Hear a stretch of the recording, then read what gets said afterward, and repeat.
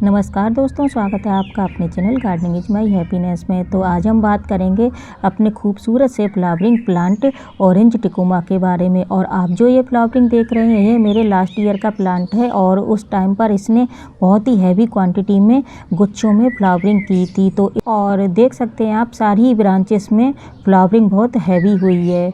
और इस बार भी मैं अपने इस प्लांट में इसी तरह से फ्लावरिंग के लिए प्लांट को तैयार करूंगी। तो सबसे पहले तो मैं इन प्लांट की ऊपर ब्रांचेस की प्रूनिंग कर दूंगी।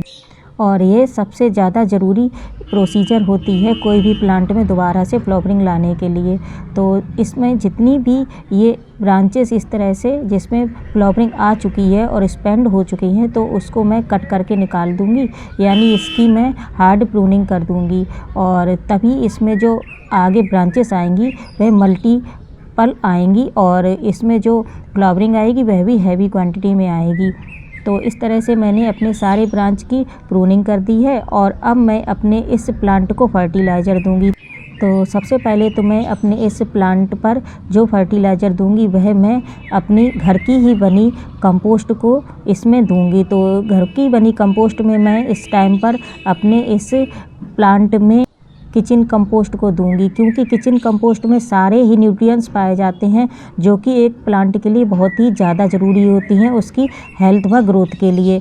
तो इस फर्टिलाइज़र को मैंने घर पर ही तैयार किया था, तो वही फर्टिलाइज़र मैं अपने आज इस प्लांट में दे रही हूँ। तो सबसे पहले तो मैं अपने इस प्लांट की साइड से गुड़ाई कर लूँगी। और गुड़ाई करने से इस प्लांट में ऑक्सीजन का अच्छा सा प्रवाह हो पाएगा और जो हमारे प्लांट की रूट हैं वह भी अच्छे से सांस ले पाएंगी। तो इस तरह से मैं साइड से इस प्लांट की गुड़ाई करके और इसकी सॉइल को बीच में इकट्ठा करके इस तरह से टॉप पर लगा दूंगी। और उसके बाद ही मैं इस प्लांट पर फर्टिलाइज़र दूंगी। यदि आपके गमले की सॉइल ड्राई हो तो आप उसमें थोड़ा सा पानी भी डाल सकते हैं, यानी सॉइल को मॉइस्ट करें तभी फर्टिलाइज़र दें। तो मेरी पहले से ही मॉइस्ट सॉइल है, तो इस तरह से मैं अपने इस प्लांट में 3 से 4 मुट्ठी किचन कंपोस्ट को दूंगी। चूँकि ये मेरे 12 इंच का गमला है तो मैं इतनी ही इसमें कंपोस्ट दूंगी। और यह कंपोस्ट बहुत ही ज़्यादा अच्छी कंपोस्ट है, क्योंकि ये किचन कंपोस्ट है, तो इसको मैं इतनी ही मात्रा में दूंगी। और ये टॉप पर जो मैंने अपनी सॉइल को लगाया हुआ था, इसके ऊपर एक लेयर के रूप में इस तरह से बिछा दूंगी। और अब इसमें मैं वाटरिंग कर दूंगी। तो अब मैं अपने इस गमले को फुल सन में रख दूंगी। और अब ये देखिए, मेरे 15 दिन के बाद मैं अपने इस गमले में दूसरे फर्टिलाइज़र को देने जा रही हूँ। तो इस फर्टिलाइज़र से इस प्लांट में ढेर सारी फ्लावरिंग आएगी और प्लांट भी बहुत ही अच्छी ग्रोथ करेगा। तो इसके लिए मैं इस बार अपने प्लांट में लिक्विड फर्टिलाइज़र को दे रही हूँ, क्योंकि पहले मैंने अपने प्लांट में ड्राई फर्टिलाइज़र दिया था जो कि किचन कंपोस्ट था। और इस बार मैं अपने इस प्लांट में यह लिक्विड फर्टिलाइज़र दूंगी। तो यह मेरा NPK 2020 है। आपके पास यदि 1919 हो तो आप उसको भी दे सकते हैं।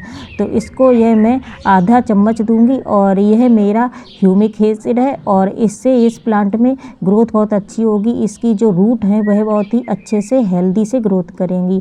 और ये एप्सम सॉल्ट है, जिसको मैग्नीशियम भी बोलते हैं। यह प्लांट में फ्लावरिंग के लिए बहुत ही अच्छे फर्टिलाइज़र हैं। और इसको मैं इन तीनों को अच्छे से मिक्स कर लूँगी और अपने इस जार में इस तरह से डाल दूँगी। और यह फर्टिलाइज़र मैजिकल फर्टिलाइज़र होता है। इन तीनों को मिलाकर जो इसमें प्लांट में ग्रोथ आएगी वह बहुत ही मैजिकल ग्रोथ होगी।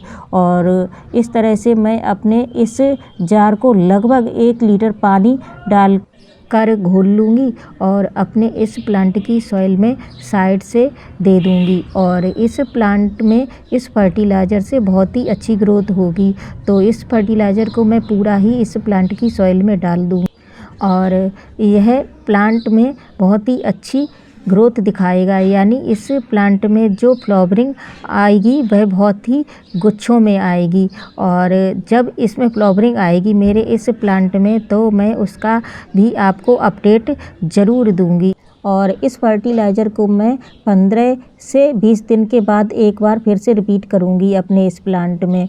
तो इस टाइम पर तो यह देखिए सिर्फ इस प्लांट में सिर्फ लीव्स ही लीव्स हैं और इस टाइम पर एक भी बड नहीं आई हुई हैं।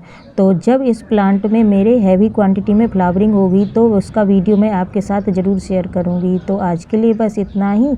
यदि आपको मेरा वीडियो पसंद आया तो प्लीज़ मेरे चैनल को सब्सक्राइब करें। तो आगे फिर मिलती हूँ एक नए प्लांट के साथ और एक नए टॉपिक के साथ। Thank you for watching my video and happy gardening.